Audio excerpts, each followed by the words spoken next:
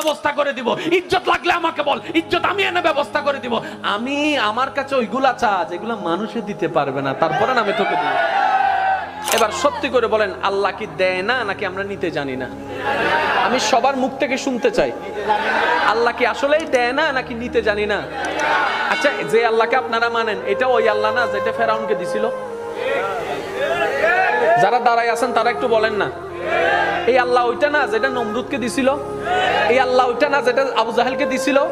এত বড় বড় বাটফাটদেরকে যদি আল্লাহ দিতে পারে, আপনার মতো মুসলমানকে কেন দিতে পারবে না? উনি দিতে জানে, উনি দিতে পারে, আমরা নিতেও জানি না, চাইতেও জানি না। অনেক আল্লাহর বান্দা আছে বলে, আমি নামাজ পড়ি, তারপর আল্লাহকে চাইছি, আল্লাহর কাছে চাইছি, আল্লাহ আমাকে দেয় নাই। রোজা রাখছি, চাইছি আল্লাহর কাছে, আল্লাহ আমাকে দেয় নাই। আমি এত টাকা মান্নত করছি, চাইছি, আল্লাহ আমাকে দেয় নাই। আহাদে আল্লাহ কি তো আল্লাহ কন্টাক্ট হই না? তুমি কে? বলে যে বান্দা। দেনেওয়ালা কে? বলে যে আল্লাহ। তো আল্লাহ হচ্ছে মালিক, তুমি হচ্ছে গোলাম, তো তুমি চাইতে না থাকবা। তোমার কাজ হচ্ছে চাইতে যাওয়া, চাইতে যাওয়া। ওনার যেই দিন ইচ্ছে করবে সেই দিন দিবে। সময়, বার, তারিখ আপনার বেঁধে দেওয়ার কোনো অধিকার নাই। বাস শেষ তো। মাওলা চাইতে আছে, চাইতে আছে। একদিন, এক সপ্তাহ, এক মাস, 2 মাস, 1 বছর, 2 বছর, 3 বছর, 4 বছর, 5 বছর, চাইতেই আছে, চাইতেই আছে। আল্লাহ দেয় না। 10 বছর পরে আল্লাহ পাক বলে, দেখছস জিবরাইল, দেখছস আমি এতদিন দিই নাই, তারপরও আমার বান্দা আমার থেকে নিরাশ হয় নাই। আমি তো এটা চাইছিলাম। সুবহানাল্লাহ। এখানেই তো প্রেম, এখানেই তো মহাব্বত। আপনি কি মনে করছেন আল্লাহ আপনার নামাজের জন্য বসে আছে? আপনার আমার নামাজের জন্য আল্লাহ বসে আছে, আপনার আমার রোজার জন্য আল্লাহ বসে আছে। আর আমাদের নামাজের সেই কোয়ালিটি নাই যেটা আল্লাহ পর্যন্ত পৌঁছাবে। আমাদের রোজার সেই পবিত্রতা নাই যেটা আল্লাহ পর্যন্ত পৌঁছাবে। আল্লাহকে খুশি করতে পারবে এমন কোনো কিছু আমল আমাদের কাছে, আর আপনাদের কাছে বাদ দেন, আমার কাছেই নাই, যেটা আল্লাহকে আমরা দেখাইতে পারবো মওলা এটা এনেছি তোমার জন্য। যে কথা আমি বলতে চাচ্ছিলাম, একটু খেয়াল করেন। বিদেশ থেকে যখন কেউ আসে তখন ওই আনে তো অনেক কিছু, একদম না পারলে বুঝ দেওয়ার জন্য কি আনে? চকলেট। এটা হচ্ছে বিদেশ। হাসর হচ্ছে আমাদের আসল দেশ। যেদিন আমরা আল্লাহর কাছে ফিরে যাব, সেই দিন যদি আল্লাহ জিজ্ঞেস করে, বান্দা তোকে আমি 50-60 বছর একটা ভিসা দিছিলাম, বান্দা বলবে আল্লাহ দিছিলাম। তোর খাবার দরকার আমি দিছি নাই? দিই নাই?